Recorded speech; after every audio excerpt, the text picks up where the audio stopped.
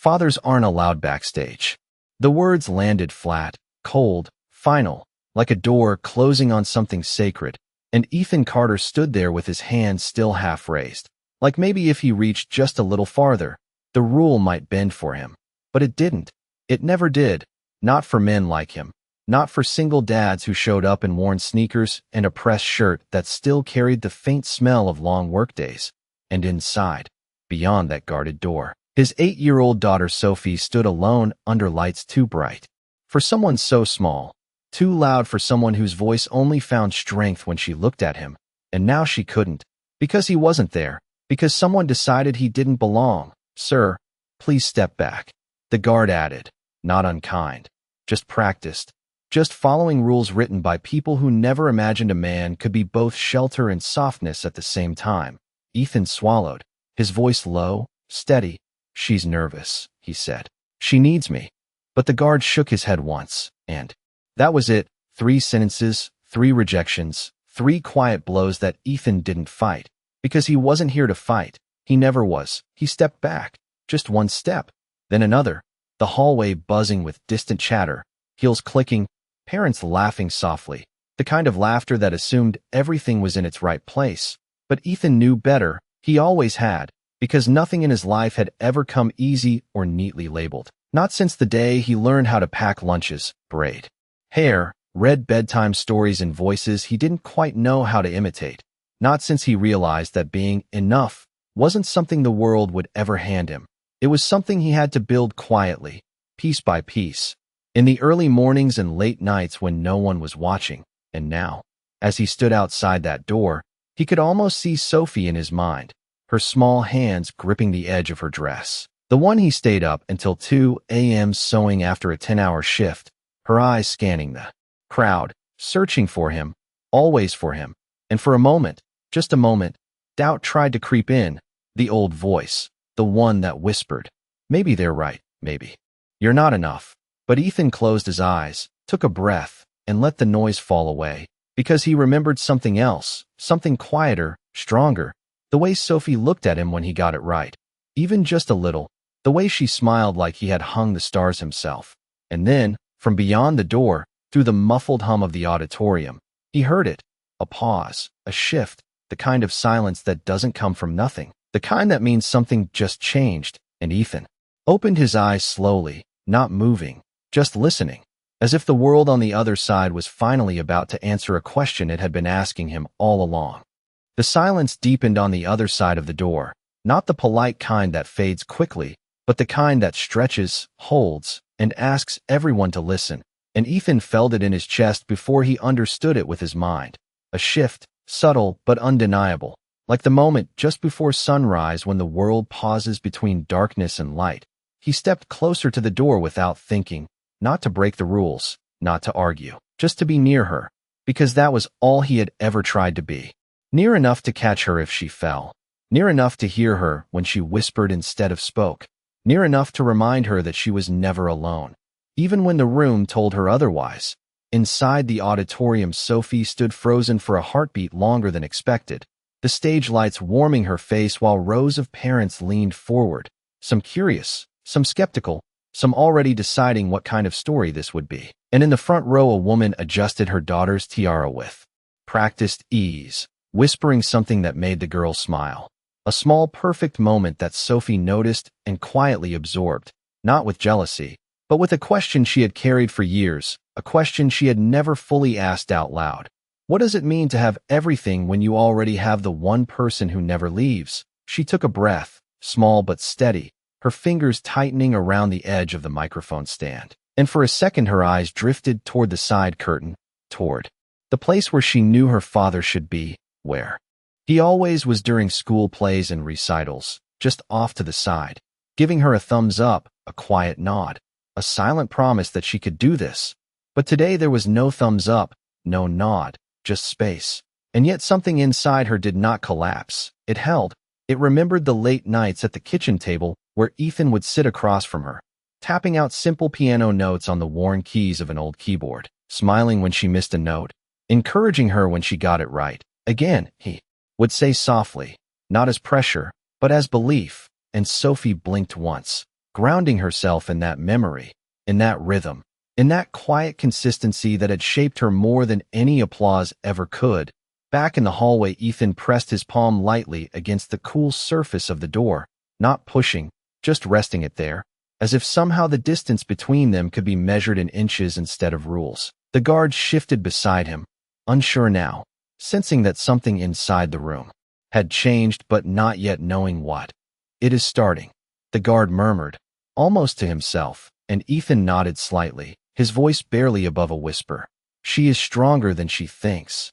3 words, simple, certain, spoken not to convince the guard but to remind himself. And then it came, not loud, not dramatic, but clear.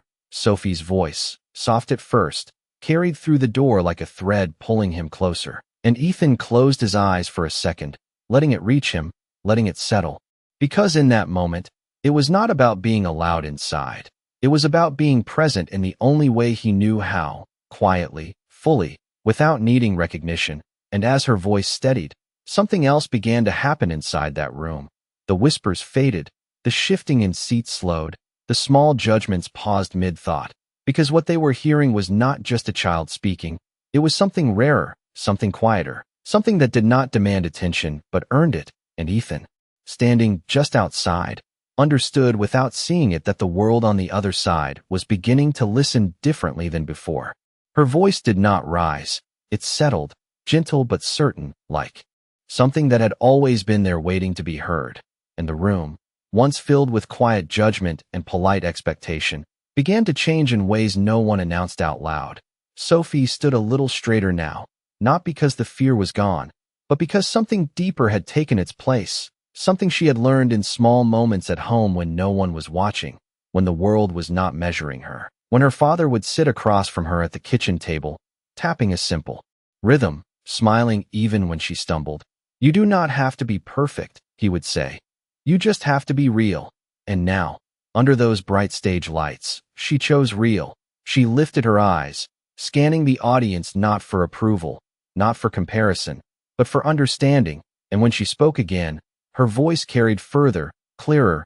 "My dad taught me this," she said, each word landing softly but firmly. And a few parents shifted in their seats, their expressions changing, curiosity replacing assumption. And somewhere near the back a teacher lowered her clipboard slightly, listening more closely than before. Sophie reached for the first note, her fingers trembling just enough to show she was still a child, still learning, still growing. But when the sound came, it was steady, simple, honest, the kind of melody that does not try to impress but instead invites. And the room accepted that invitation without realizing it. One by one, conversations stopped, thoughts slowed. Even the small, restless movements of children quieted, because what they were hearing was not just music, it was connection. It was the echo of late nights and quiet mornings, of effort given without applause, of love practiced in ordinary ways until it became something extraordinary. Outside the door, Ethan did not move. He stood with his hand still resting against the cool surface, his breathing slow, measured, as if he were afraid that even the smallest movement might break the moment.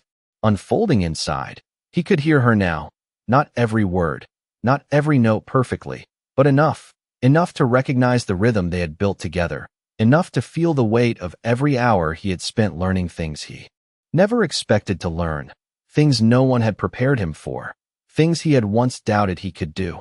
And yet here they were, carrying her forward in a room that had not expected her to stand this tall. The guard beside him shifted again, glancing toward the door, then back at Ethan, something unspoken passing between them, a quiet reconsideration, not of the rules, but of the man standing beside him. And Ethan did not ask to be let in. He did not knock. He did not argue, because in this moment, he understood something that could not be taken from him. He was already there, in every note she played, in every word she spoke, in every bit of courage she found.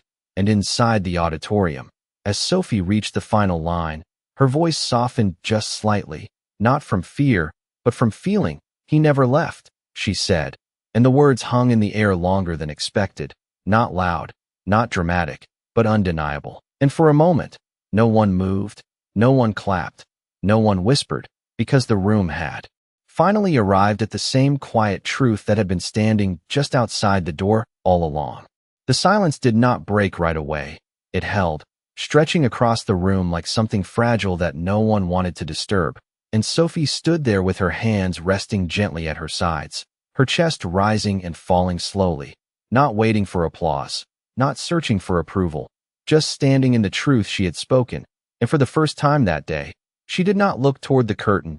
She did not search for a signal, because somewhere deep inside, she already knew he had heard her, even without seeing him, even without standing beside him. And that knowing settled her in a way nothing else could. In the front row, the same mother who had adjusted her daughter's tiara now lowered her hands. Her expression softened, thoughtful, as if she had just realized something she had overlooked for years, a quiet shift, subtle but real. And beside her, the little girl with the perfect dress leaned closer, whispering. Her dad did that.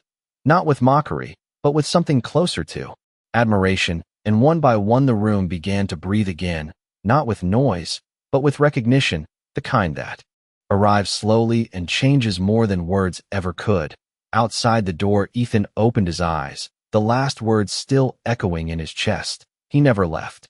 And for a moment he simply stood there, absorbing it, not as pride, not as validation, but as something deeper, something steadier, a quiet confirmation that all the unseen effort, all the early mornings and late nights, all the moments he thought did not matter, had in fact shaped something strong enough to stand on its own.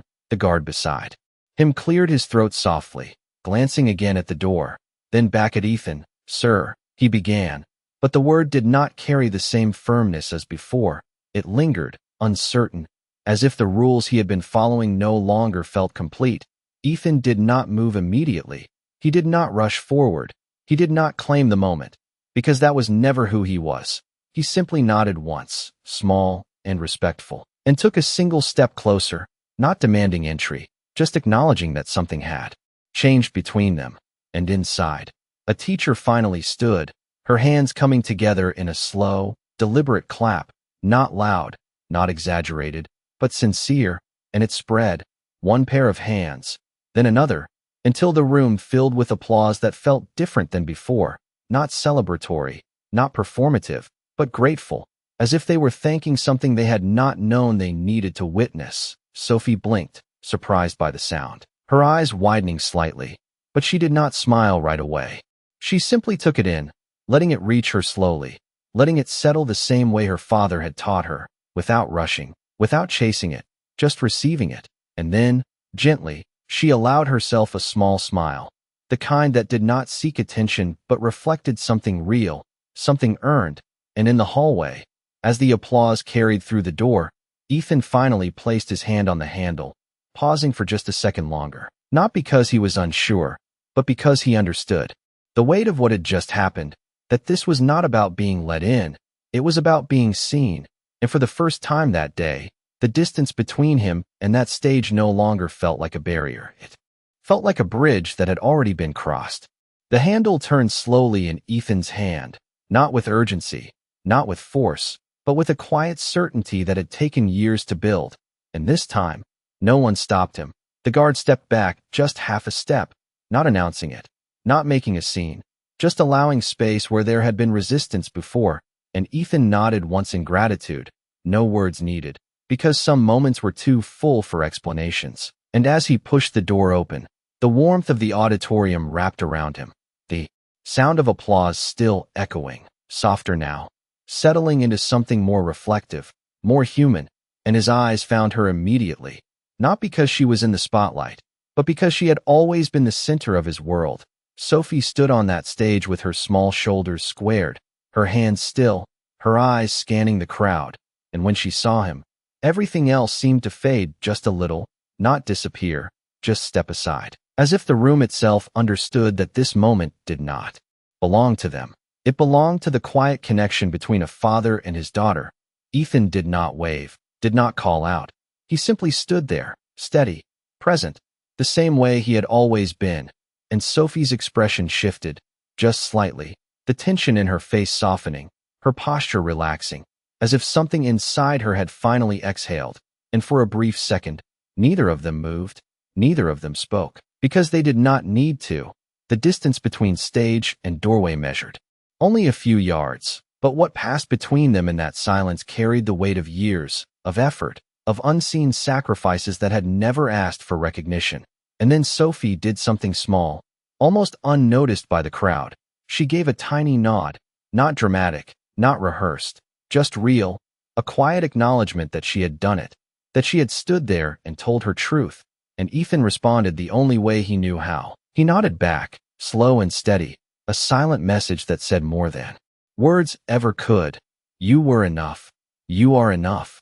And the applause, which had begun to fade, rose again slightly, not louder, but warmer, as if the room had shifted from watching a performance to witnessing a story, and in the front row, the same parents who had once whispered now sat differently, their posture less rigid, their expressions more open, some of them exchanging glances that carried unspoken realizations, because what they had just seen was not about perfection, it was about presence, not about roles, but about love that showed up day after day without needing to be named. And as Sophie stepped back from the microphone, a teacher approached from the side, smiling gently, placing a hand lightly on her shoulder, guiding her toward the steps, and Sophie followed, her gaze never fully leaving Ethan, as if she was making sure he was still there, as if that presence was the anchor she would always return to.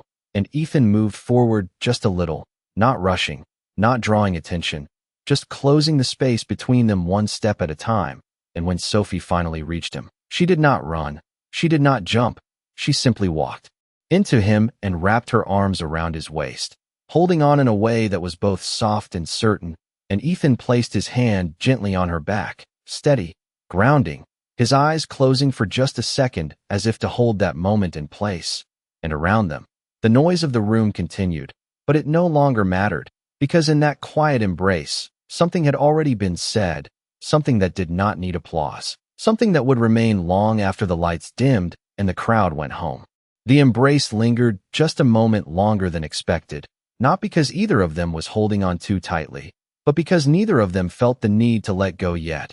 And in that quiet pause, Sophie pressed her cheek lightly against Ethan's chest, listening to the steady rhythm of his heartbeat, the same rhythm that had calmed her through restless nights and uncertain mornings. And Ethan rested his chin gently against the top of her head, his hand still placed firmly but softly on her back, not shielding her, not hiding her, just being there the way he always had, present without needing to prove it.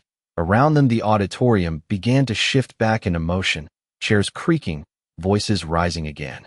Applause fading into conversations that carried a different tone now, less certain, more thoughtful, as if something inside each person had been quietly rearranged. A teacher approached with a warm smile, her voice gentle but clear. "That was beautiful, Sophie," she said, and Sophie stepped back slightly, looking up at Ethan first before answering, a small habit she had developed over the years, as if checking that the moment was safe. And Ethan gave her a slight nod, his eyes calm, encouraging, and Sophie turned back to the teacher. "Thank you," she said, her voice soft but no longer trembling, and the teacher glanced briefly at Ethan, her expression shifting with a hint of respect that had not been there earlier. "You did a wonderful job with her," she added, and Ethan simply shook his head lightly, not dismissing the words, but redirecting them. "She did the hard part," he replied, his voice even, grounded, and the teacher paused for a second, as if recognizing something deeper in that response, then nodded slowly before stepping away, leaving them in a space that felt both public and private at the same time. Sophie looked up again, her eyes searching his face not for approval, but for connection. "Did you hear it?" she asked quietly, and Ethan smiled, not wide, not exaggerated, just enough to let her know the answer before he spoke. "Every note," he said, and Sophie's shoulders relaxed, the last trace of tension leaving her posture, replaced by something lighter, something steadier. And for a moment they stood there without speaking, not because there was nothing to say, but because everything important had already been understood. And as they began to walk toward the exit, side by side, not rushed, not drawing attention, a few parents glanced their way, some offering small nods, others soft smiles, gestures that did not erase what had been said or thought before, but acknowledged that something had changed. And Ethan noticed it without reacting, without claiming it, because he knew that respect, like trust, was not something you demanded. It was something that arrived quietly when you stopped chasing it. And outside the auditorium, the evening air felt cooler, calmer, as if the world itself had softened just slightly. Sophie slipped her hand into his, a simple gesture, familiar and grounding, and they walked together down the dimly lit sidewalk, the sounds of the event fading behind them, replaced by the steady rhythm of their steps. And after a few moments, Sophie spoke again, her voice thoughtful. "I was scared," she admitted, and Ethan glanced down at her, his expression steady. "I know," he said, not minimizing it, not correcting it, just acknowledging it, and Sophie tightened her grip on his hand just a little. "But I remembered what you said," she continued, "about being real." And Ethan nodded once, a quiet affirmation, and for a second, neither of them spoke again. The silence between them not empty, but full, carrying the weight of everything they had been through and everything they had just overcome. And as they reached the edge of the parking lot, Sophie looked up at him once more, her eyes reflecting the soft glow of the streetlights, and asked a question that lingered just beneath the surface. "Do you think they understand now?" And Ethan paused, just for a moment, not because he did not know the answer, but because he understood that some truths were not meant to be rushed, and when he spoke, his voice was calm, certain, and quiet. "Some of them will," he said, "and that is enough." The parking lot stretched quiet under the soft glow of streetlights, the kind of quiet that follows something meaningful, not empty but settled, and Ethan and Sophie walked side by side, their steps unhurried, their shadows moving together across the pavement like they always had, steady and in sync. And for a while neither of them spoke, not because there was nothing to say, but because the night itself seemed to hold their thoughts gently, giving them space to breathe after everything that had unfolded. A car door slammed somewhere in the distance. Laughter echoed faintly from the school entrance, but it all felt far away now, like a different world, and Sophie looked down at her shoes, the small scuff on the toe catching her attention for a moment before she spoke again, her voice softer now, more thoughtful than before. "I thought they were going to laugh," she admitted, the words coming out slowly, as if she had been holding them in all evening. And Ethan glanced at her, not surprised, not dismissive, just listening the way he always did, fully, without interruption. "Sometimes people laugh when they do not understand," he said calmly, his tone even, not bitter, not defensive, just honest. And Sophie nodded slightly, absorbing that, her fingers tightening around his hand for just a second before relaxing again. "But they did not," she added, almost as if she was still trying to make sense of it. And Ethan allowed himself a small smile, not because the outcome mattered more than the effort, but because he knew what it meant for her to see that shift. "No," he said. They listened, and that word lingered between them, simple but powerful, because listening was not something she had always been given, not in rooms like that, not in places where expectations were already written before she ever stepped inside. And as they reached the old pickup truck parked near the edge of the lot, Ethan unlocked the door with a quiet click, the familiar sound grounding, familiar, safe, and Sophie paused before getting in, turning slightly toward him, her expression more open now, more certain. "Do you think Mom would have liked it?" she asked, and the question did not come with sadness, not in the way it once had, but with a quiet curiosity, a gentle longing that had softened over time. And Ethan took a breath, not because the question was difficult, but because he wanted to answer it with the same care she had asked it. "I think she would have loved it," he said, his voice steady, warm, and Sophie nodded slowly, as if that answer settled something inside her, not completely, but enough. And she climbed into the truck, pulling the door closed behind her, while Ethan walked around to the driver's side, his steps measured, his mind calm in a way that did not come often, because moments like this were rare, not because of the applause or the recognition, but because of the clarity they brought, the reminder that what they were building together mattered, even when no one else saw it. And as he started the engine, the low hum filling the quiet space, Sophie leaned back in her seat, her eyes drifting toward the window where the last few parents were still leaving, their silhouettes moving under the lights. And for a moment she simply watched, not comparing, not questioning, just observing. And then she turned back toward him, her voice carrying a small but certain shift.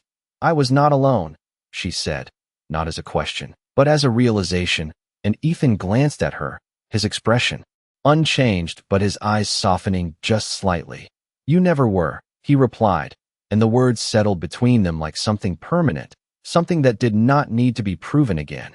And as the truck rolled slowly out of the parking lot, merging into the quiet street beyond, the world ahead looked no different than before. The same roads, the same streetlights, the same small town. But something inside that truck had changed, something quiet, something steady, something that would carry them forward long after the night had faded, and neither of them needed to say it out loud, because they both felt it, in the silence, in the space, in the simple fact that they were still moving forward together.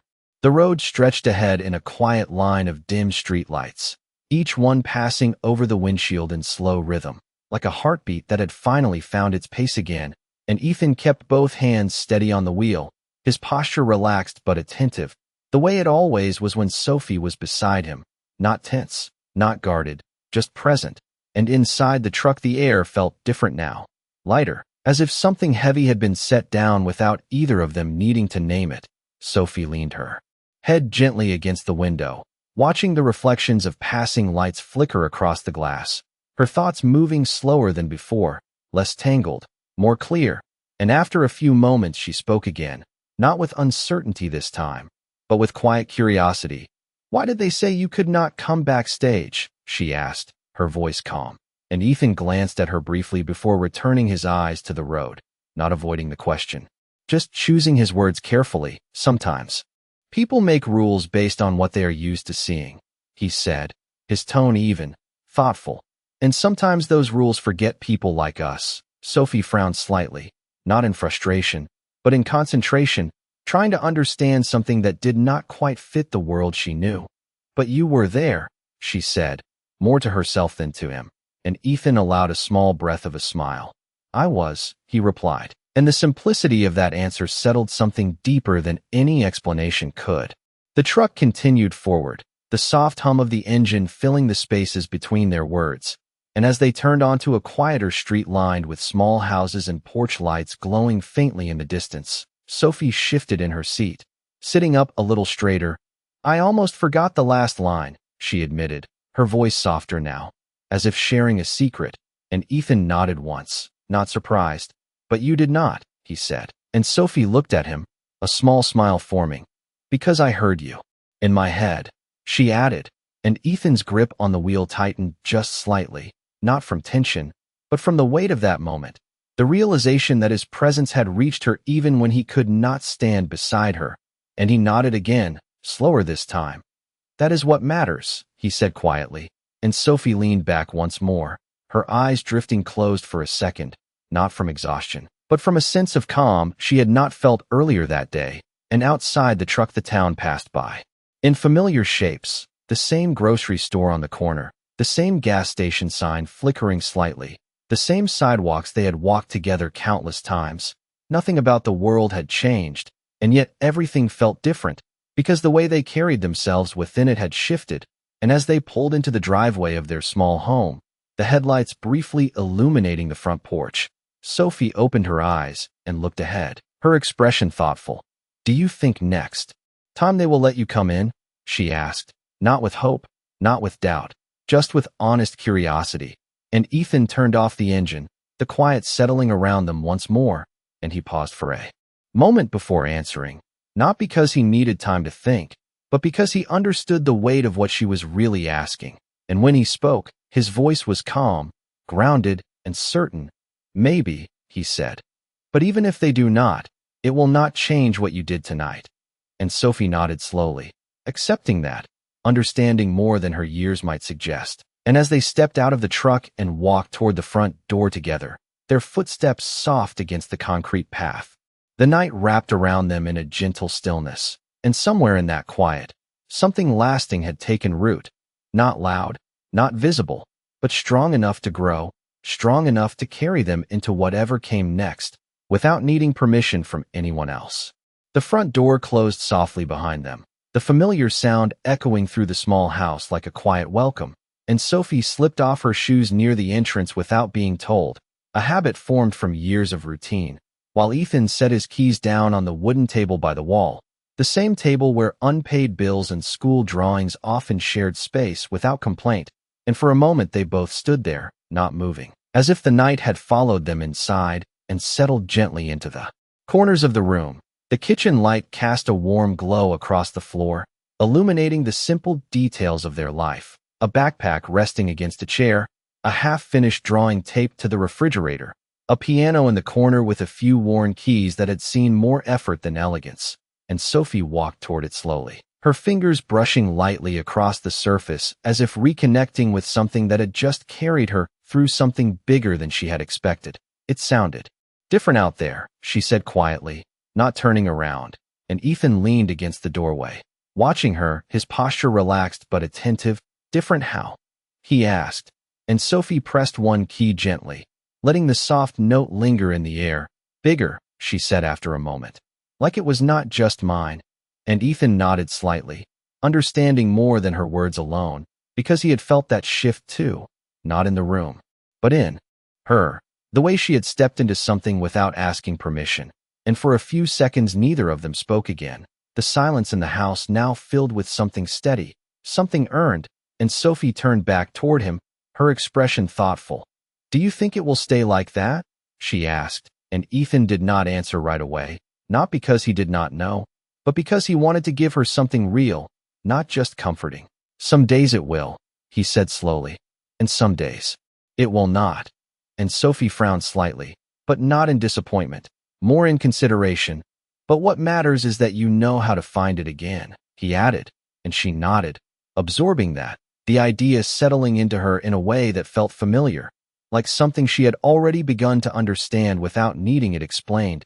And she sat down at the piano bench, her feet not quite reaching the floor, and placed her hands on the keys again, this time more certain, more grounded, and as she played the same simple melody from earlier, the notes filled the small room differently than before, not louder, not more perfect, but deeper, as if they carried the memory of what had just happened. And Ethan stayed where he was, not interrupting, not correcting, just listening, the way he always had, his presence steady and quiet.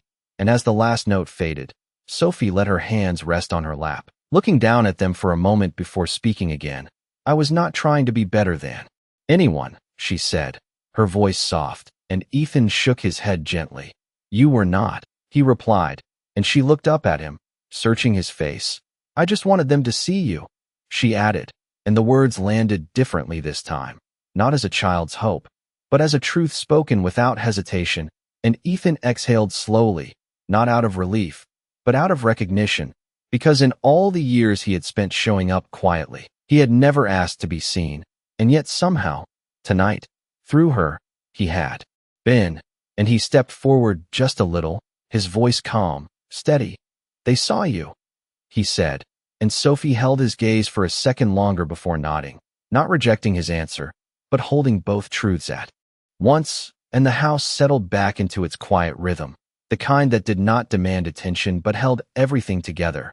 And outside, the night continued on as it always did, unchanged, but inside, something had shifted in a way that would not easily fade, something quiet, something lasting, something that would carry forward long after the memory of applause was gone, because it had never been about the room. It had always been about what they built when no one else was watching. The house settled into a deeper quiet as the night moved forward, not the kind of silence that felt empty, but the kind that held memories gently. And Sophie remained at the piano for a little while longer, her fingers no longer pressing keys, just resting there, as if she was still listening to something only she could hear, while Ethan moved quietly through the kitchen, filling a glass of water, setting it down beside her without interrupting her thoughts. Small gestures like that had always been his way. Not loud, not noticed by most, but always there when it mattered. And Sophie reached for the glass after a moment, taking a slow sip before looking up at him, her eyes clearer now, steadier than they had been earlier that day. "It felt like they were waiting," she said softly, and Ethan leaned against the counter, arms relaxed at his sides. "Waiting for what?" he asked, and Sophie thought for a second, her gaze drifting slightly as she searched for the right words. "For me to mess up," she said. Not bitterly, just honestly, and Ethan nodded once, not to agree, but to acknowledge that feeling, because he knew it well, the quiet pressure of being expected to fall short. And he stepped a little closer, his voice calm, grounded. "And what did you do instead?" he asked, and Sophie looked back at him, a small smile forming, not proud, not defensive, just certain. "I stayed," she answered. And the simplicity of that response filled the room in a way that did not need anything added to it, because staying, in moments like that, was not easy. It was a choice, one she had made on her own, and Ethan nodded slowly, the kind of nod that carried respect more than approval. "That is what matters," he said quietly, and Sophie exhaled, a breath she had not realized she was holding. And for a moment they stood there again in that familiar quiet, the kind that had always been their space, where words were not rushed and understanding did not need to be forced. And after a few seconds, Sophie slid off the piano bench and walked toward the hallway, pausing briefly at the doorway before turning back. "Will you sit with me for a minute?" she asked, her voice softer now, more like the end of a long day than the echo of a big moment. And Ethan gave a small nod. "Of course," he replied, and followed her down the hall, the floor creaking lightly under their steps, the same sounds that had marked years of routine, of nights that were not always easy but were always shared. And in her room the light was dim, a small lamp casting a warm circle on the wall, and Sophie climbed onto her bed, pulling her blanket around her shoulders as Ethan sat beside her, not too close, not distant, just present, and she leaned slightly toward him, not out of fear, but out of comfort. And for a while they did not speak, letting the quiet settle again, until Sophie finally broke it with a question that felt different than the ones before, softer, but deeper. "Did you ever feel like you did not belong?" she asked, and Ethan looked at her, not surprised, just thoughtful, and he took a slow breath before answering. "Yes," he said simply, and Sophie's eyes stayed on him, waiting, not for a long explanation, but for something real. And Ethan continued, his voice steady. "But I learned that belonging is not something someone gives you," he said. "It is something you build, one moment at a time." And Sophie listened closely, the words settling into her the same way as had so many times before, and she nodded slowly, pulling the blanket a little tighter around herself. And as she lay back against her pillow, her eyes growing heavier, the weight of the day finally catching up to her, Ethan reached over and gently brushed a strand of hair from her face, a quiet gesture, familiar, grounding, and as she closed her eyes, her voice barely above a whisper, "I think I understand now," she said. And Ethan remained there for a moment longer, watching her breathe, steady and calm, before standing up quietly and stepping back toward the doorway, pausing just long enough to take in the stillness of the room. And as he turned off the light, leaving the soft glow of the hallway behind him, the house returned to its quiet rhythm, but something inside it had shifted in a way that would not fade with sleep, something built not from recognition, but from presence, something that would remain. Long after the world outside moved on, the house rested in a soft, steady silence as the night deepened, the kind of quiet that did not demand attention, but gently held everything in place. And Ethan stood for a moment in the hallway after closing Sophie's door, his hand still resting lightly on the frame, as if he could feel the calm settling inside her room, her breathing slow and even now. And for a brief second he allowed himself to pause, not to think, not to analyze, just to be present in the stillness that followed a day that had asked more of both of them than usual. And then he stepped back, moving quietly toward the kitchen, the floorboards creaking softly under his weight, familiar sounds that had marked years of routine and resilience. And he poured himself a glass of water, standing by the sink as he took a slow sip, his gaze drifting toward the window where the faint glow of a streetlight cast a pale reflection across the glass. And in that reflection, he saw not the man others had questioned or overlooked, but the one his daughter had seen clearly all along, steady, present, enough. And he exhaled slowly, not out of exhaustion, but out of recognition, because moments like this did not come from sudden change. They came from years of quiet consistency, from showing up when it was easier to step back, from choosing patience when frustration would have been louder. And as he set the glass down on the counter, a small sound broke the silence, the soft vibration of his phone resting near the edge of the table, and he glanced at it briefly, not expecting anything important, but the screen lit up with a message that made him pause, a name he recognized from earlier that evening. The teacher who had stood at the edge of the stage, her message simple, direct, and unexpected. I just wanted to say thank you. What Sophie shared tonight reminded all of us of something we forget too easily. And Ethan read it once, then again, not because the words were complicated, but because they carried a kind of acknowledgement he had never asked for. And he did not respond right away, not out of hesitation, but because he understood that some things did not need immediate answers. They needed to be absorbed. And he set the phone back down, letting the message remain there without turning it into something more. And for a moment he leaned back against the counter, his eyes closing briefly as he let the weight of the day settle in a different way now. Lighter, clearer, and after a few seconds he pushed himself upright again, moving through the small house with the same quiet care he always had, turning off lights, adjusting the thermostat slightly, small actions that might have seemed routine to anyone else, but for him were part of something larger, a steady rhythm that held their world together. And as he passed by the piano in the living room, he paused, his fingers brushing lightly across the worn keys, not pressing them, just acknowledging them.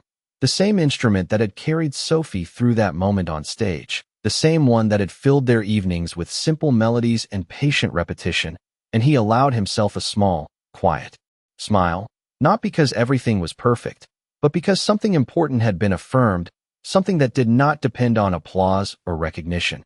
And as he finally made his way toward his own room, the house settled once more into complete stillness, the kind that comes when everything that needed to be said has already been understood. And before he closed his door, Ethan glanced once more down the hallway toward Sophie's room, not checking, not worrying, just acknowledging, and then he stepped inside, the night holding its quiet shape around them both. Steady, unchanged, and yet somehow entirely different than it had been before. The morning arrived without announcement, slipping quietly through the thin curtains as soft light stretched across the floor, and Ethan was already awake before the sun had fully risen, sitting at the small kitchen table with a cup of coffee growing cooler in his hands, not because he had forgotten about it, but because his thoughts had settled somewhere deeper than routine. The events of the night before no longer loud or vivid, but steady, like something that had found its place. And the house remained still around him, the kind of stillness that comes just before a new day begins, not empty, but waiting. And after a few moments he stood, moving quietly through the kitchen, preparing breakfast with the same care he always had, simple, consistent, the rhythm of eggs in the pan, toast warming, small details that rarely changed but always mattered. And down the hallway a door creaked softly, followed by the light sound of footsteps, and Sophie appeared, her hair slightly tousled, her eyes still adjusting to the morning. But there was something different in the way she walked, not dramatic, not exaggerated, just a subtle steadiness, a quiet confidence that had not been there before. And she paused in the doorway for a second, watching him, as if taking in the moment before stepping into it. And Ethan glanced up, offering a small, familiar smile. "Good morning," he said, his voice calm, grounding, and Sophie returned the smile, softer but certain. "Good morning," she replied, moving toward the table and sitting down, her hands resting lightly in front of her. And for a moment they did not speak, letting the quiet of the morning settle naturally, until Sophie looked up again, her expression thoughtful. "It feels different today," she said, not as a question, but as an observation, and Ethan nodded once, not surprised. "Sometimes it does after you do something that matters," he said, and Sophie considered that, her gaze drifting slightly as she thought about it. "But nothing changed," she added after a moment, glancing around the room, the same table, the same chairs, the same quiet house. And Ethan placed the plate in front of her gently, his movements unhurried. "Some things do not need to change for everything to feel different," he replied, and Sophie looked at him again, her eyes clearer now, understanding beginning to settle in a way that did not need to be explained further. And as they ate, the conversation remained light, simple, about school, about the day ahead, about things that grounded them in the ordinary. But beneath it all there was a quiet awareness, a shared understanding that something had shifted in a way that would carry forward. Not loudly, not visibly, but steadily. And as Sophie finished her breakfast, and stood to get ready for school. She paused briefly beside him, her hand resting lightly on the back of his chair, a small gesture, but intentional. "I think I know how to find it again," she said, her voice calm, and Ethan looked up at her, his expression steady, not surprised, not questioning, just present. "I know you do," he replied, and Sophie gave a small nod before heading down the hallway. Her steps light but certain, and Ethan remained at the table for a moment. Longer, watching the space she had just left, not with concern, but with a quiet sense of something completed and something beginning at the same time. And as the morning moved forward, the house slowly filling with the small sounds of another day, the rhythm of their lives continued as it always had, unchanged on the surface, but beneath it, something stronger had taken root, something that did not need recognition to exist, something that would remain long after moments like last night had passed, steady, quiet, and enough. The front door closed gently behind Sophie as she stepped out into the morning, her backpack resting evenly on her shoulders, her steps steady as she made her way down the short path toward the sidewalk, and Ethan remained just inside for a moment, his hand resting lightly on the door as if holding the quiet that still lived in the house. And through the window he watched her walk, not to check on her, not out of worry, but out of a quiet habit formed over years, a silent promise that he would always be there, even when she did not turn back to look. And this time, she did not because she had forgotten, but because she no longer needed to, and Ethan noticed that. Not with sadness, but with something deeper, something that felt like growth, like the natural unfolding of something they had built together without ever naming it.